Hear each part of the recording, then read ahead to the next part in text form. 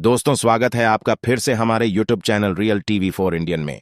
तो भारत ने मालदीव के ऊपर एक और शिकंजा कसना शुरू कर दिया है और जो प्रोजेक्ट भारत मालदीव में सेटअप करने वाला था, उस प्रोजेक्ट को अब दूसरे देशों में शिफ्ट कर दिया जा रहा है। भारत ने हाल ही में कुछ प्रोजेक्ट श्रीलंका और नेपाल में भेज दिए हैं, जो कि मालदीव में सेटअप किया जाना था। और जिस तरह से मालदीव अपने तेवर भारत को दिखा रहा है, उससे भारत मालदीव को होने वाले फूड प्रोडक्ट के एक्सपोर्ट भी बंद कर सकता है। यानी भारत जो अभी तक मालदीव की मदद करता आया था, उसने भारत से ही पंगा ले लिया है। वैसे मालदीव एक छोटा सा देश है और भारत मालदीव को आटा, दाल, चावल एवं अन्य सभी फूड प्रोडक्ट के साथ साथ टेक्सटाइल, वुडन और प्लास्टिक प्रोडक्ट भारत ही मालदीव को एक्सपोर्ट करता है।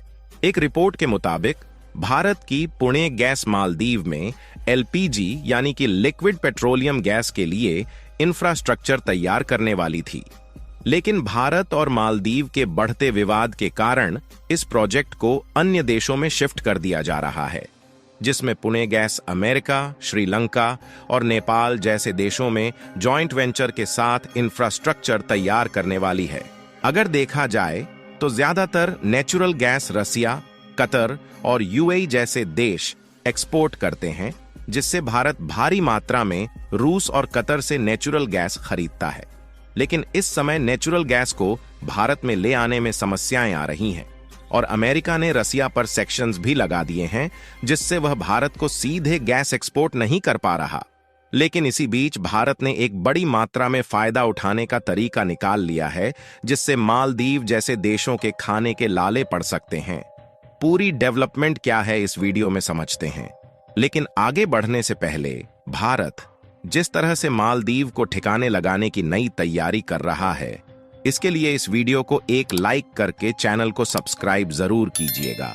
असल में मेन खबर यह है कि जब से मालदीव के राष्ट्रपति चीन का दौरा किए हैं, तब से मालदीव के राष्ट्रपति मोहम्मद मुइज्जू भारत को अपने तेवर दिखाने शुरू कर दिए हैं।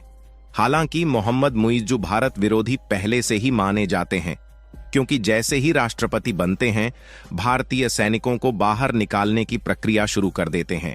और उनकी दूसरी सबसे बड़ी गलती यह थी कि ये भारत से मिलने के बजाय चीन और तुर्की जैसे देशों की यात्रा करते हैं, जबकि भारत मालदीव की हर कठिन से कठिन परिस्थितियों में पहले भी मदद करता आया था। यहां तक कि साल 2014 में जब मालदीव के डिसैलिनेशन मशीन यानी कि समुद्र से पानी फिल्टर करने वाली एक बड़ी मशीन में आग लग गई थी, तो उस समय भारत ने वाटर ऑपरेशन शुरू करके एक बड़ी मात्रा में मालदीव में पानी पहुंचाया था। वैसे तो मालदीव की जिन कठिन परिस्थितियों में भारत ने मदद की है, उसको भूलना नहीं चाहिए, लेकिन मालदीव अब उसे भूल चुका है। लेकिन जब मालदीव ने भारत के द्वारा किए गए एहसान को भुला दिया है, तो भारत भी अब मालदीव से दूरियां बनाना शुरू कर चुका है। अभी तक तो मालदीव और भारत का विवाद केवल इन्हीं दोनों देशों के बीच था, लेकिन जब से मालदीव के राष्ट्रपति मोहम्मद मुइज्जू ने चीन के साथ मिलकर भारत के खिलाफ 20 एग्रीमेंट पर समझौते किए, तब से भारत और मालदीव का विवाद और ज्यादा बढ़ना शुरू हो गया। आपको बता दें कि मालदीव के राष्ट्रपति जब चीन गए हुए थे, तो उन्होंने चीन के साथ 20 एग्रीमेंट को साइन किए हैं।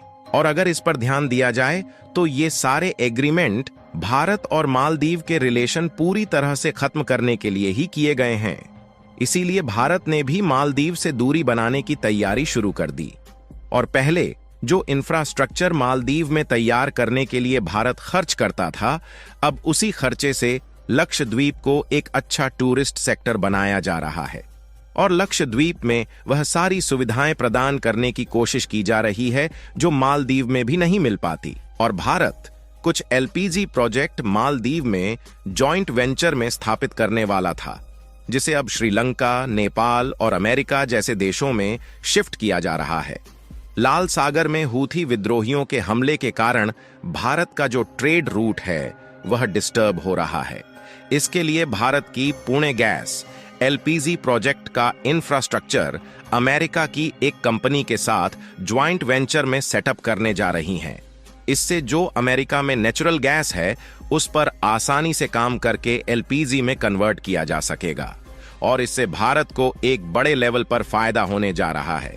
यही नहीं, इसके अलावा इस रिपोर्ट के मुताबिक पुणे गैस अपने इंफ्रास्ट्रक्चर को श्रीलंका में भी एक्सपैंड करने जा रही है, जिससे भारत और श्रीलंका के ट्रेड रिलेशंस और भी मजबूत हो सके। अगर भारत श्रीलंका और नेपाल जैसे देशों के साथ ट्रेड रिलेशंस कमजोर करता है तो चीन उसमें कूद सकता है, लेकिन भारत इस गलती को बिल्कुल भी नहीं करने वाला है और श्रीलंका के साथ अपने ट्रेड रिलेशंस को पहले से ही मजबूत करना शुरू कर दिया है। इस समय श्रीलंका में एलपीजी गैस की डिमांड बहुत ही ज्यादा है और इसीलिए पुणे गैस श्रीलंका के मार्केट एक्सेस को लेना शुरू कर दिया है। इसके अलावा भी भारत की बड़ी बड़ी कंपनियां श्रीलंका और नेपाल जैसे देशों में रिन्यूएबल एनर्जी के प्रोजेक्ट सेटअप करने वाली है। इससे होगा, ये जो क्रूड ऑयल का इंपोर्ट है उसमें कटौती की जा सकेगी और जो थोड़ी बहुत रिक्वायरमेंट होगी वह भारत में ही पाए जाने वाले क्रूड ऑयल से की जा सकेगी। और भारत के पास दुनिया की सबसे बड़ी ऑयल रिफाइनरी मौजूद है जो कि गुजरात के जामनगर में मौजूद है, जिसे रिलायंस ऑपरेट करती है।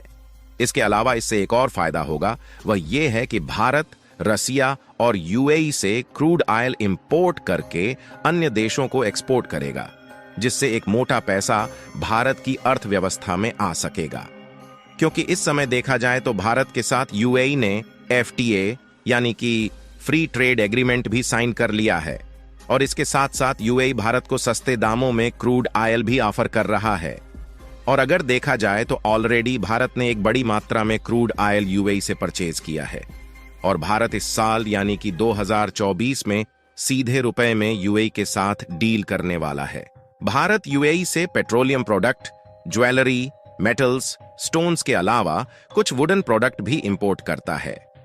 यूएई से भारत को इंपोर्ट होने वाले प्रोडक्ट की वैल्यू लगभग $53 बिलियन के आसपास है। और अब भारत ने यूएई के साथ एफटीए साइन कर लिया है, जिससे यूएई भारत से सीधे रुपए में डील एक्सेप्ट करने वाला है। और इससे सबसे बड़ा फायदा भारत को होने वाला है, क्योंकि इससे भारत की विदेशी मुद्रा बची रहेगी और भारत इसका यूज दूसरे देशों के साथ बायलैटरल ट्रेड के लिए कर सकता है। हाल ही में एक हफ्ते पहले यूएई के प्रेसिडेंट गुजरात की एक समिट में आए हुए थे, जहां पर भारत और यूएई के बायलैटरल ट्रेड को और भी ज्यादा बढ़ाने की बात की गई। इसके अलावा भारत से यूएई को होने वाले एक्सपोर्ट में लगातार इजाफा देखने को मिल रहा है, जिसमें हर साल लगभग $3 बिलियन की बढ़ोतरी हो रही है। यदि पिछले ईयर भारत से यूएई को होने वाला एक्सपोर्ट देखा जाए तो उसकी वैल्यू लगभग $32 बिलियन के आसपास है। यानी कुल मिलाकर भारत ने अन्य देशों के साथ अपने बायलैटरल ट्रेड को बढ़ाने की प्रक्रिया शुरू कर दी है। इसके साथ साथ जो प्रोजेक्ट मालदीव में सेटअप किया जाना था उसको अन्य देशों में शिफ्ट किया जा रहा है और भारत के सभी लोगों ने मालदीव के एयर टिकट और होटल्स की बुकिंग को कैंसिल कर दिया है, जिससे मालदीव की पूरी अर्थव्यवस्था सड़क पर आने की कगार पर पहुंच चुकी है। चीन भले ही मालदीव का साथ देने की बात कह रहा है, लेकिन वह इस तरह से मालदीव को कर्ज में डुबाता चला जाएगा। अगर आप देखें तो मालदीव वही गलती कर रहा है जो गलती को कुछ सालों पहले श्रीलंका ने चीन के साथ हाथ मिलाकर की थी। बाकी आपको क्या लगता है कि जिस तरह से तैयारियां लक्षद्वीप में चल रही हैं, भारत मालदीव से भी अच्छा टूरिस्ट सेक्टर बना पाएगा या नहीं? अपनी राय कमेंट में जरूर बताएं। दोस्तों, वीडियो इधर खत्म होता है। अगर वीडियो पसंद आए तो लाइक, चैनल को सब्सक्राइब जरूर करें। तो फिर मिलेंगे नेक्स्ट वीडियो में। जब तक आप अपना ख्याल रखिए। धन्यवाद।